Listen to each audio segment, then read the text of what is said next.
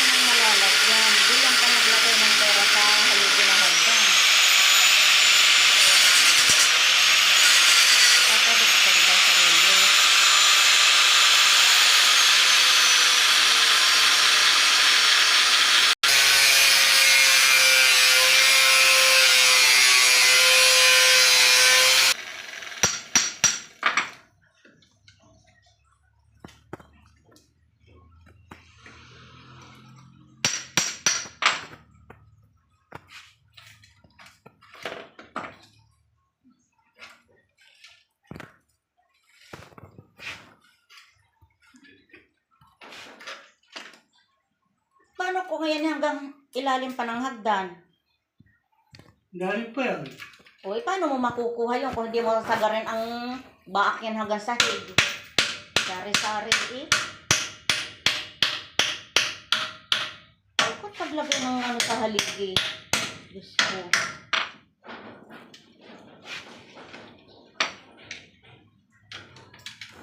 Sari-sari.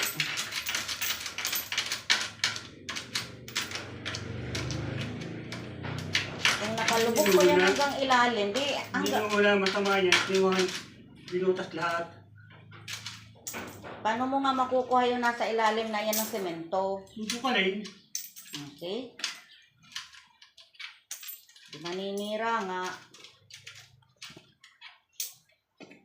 Nag-isip muna bago naglagay eh.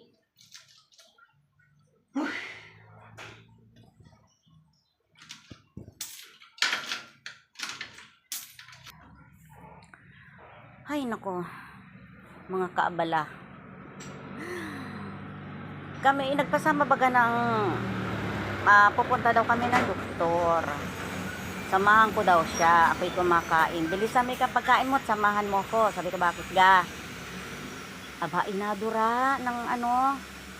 Ayaw nga muna sabihin. Sabi niya, ba hindi ka mawala? Sabi ko, alin gayon? Ay, yun pala inadura ng dugo yung idinodura. Ba? Samahan ko daw siya, di binilisan ko ng pagkain ko, malis kami. Pero alam niyang kahapon pa wala akong pera, kaya ako nagkapera kahapon, may bumili ng langis, kaya ako nagkaroon ng pamasahe. Nung pauwi na ako kasi hinati naman ako ni Jilo hanggang Macdo, doon sa orientation na yon. Nung kami nasa Bagong Bayan niya, sabi niya, may pera ka ga?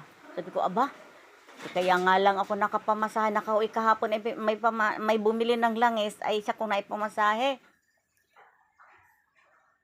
Eh wala ika din akong pera. So, anong gagawin natin? Tigil siya. Uwi kami, balik. Pagbalik, sabi niya, magdala kang tisyo. Di kumuha ko ng tisyo, dala ko.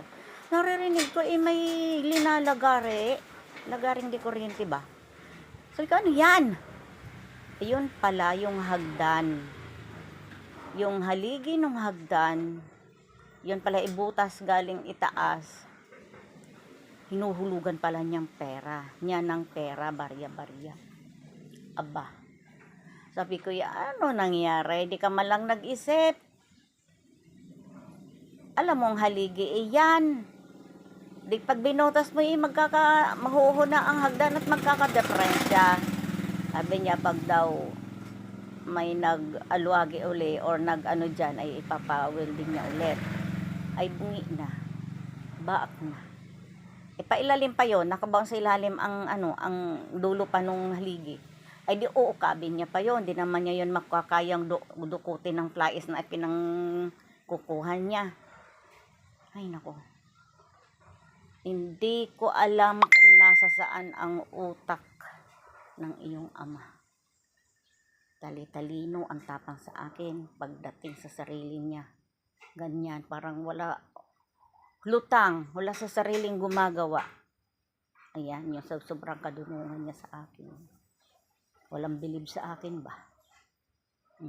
Ayan. Tingnan ko ulit kung ano na ang nangyayari. Balikan ko ulit doon. Naghatid lang ako ng tissue sa tricycle.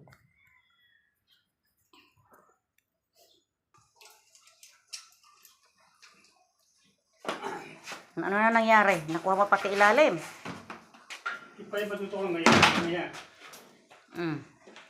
Magkano eh, nakuha mo sa palagay mo?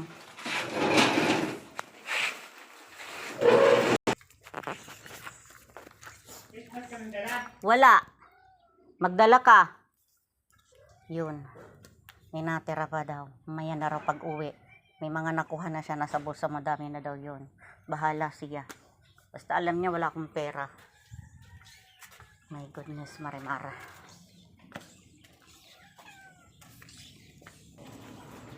Tinan natin hanggang mamaya.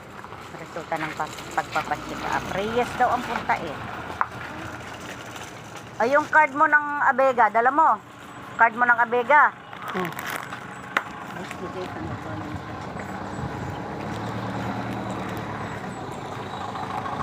Ay, naku. Tingnan natin, abangan ang susunod na pangyayari. Oh my God.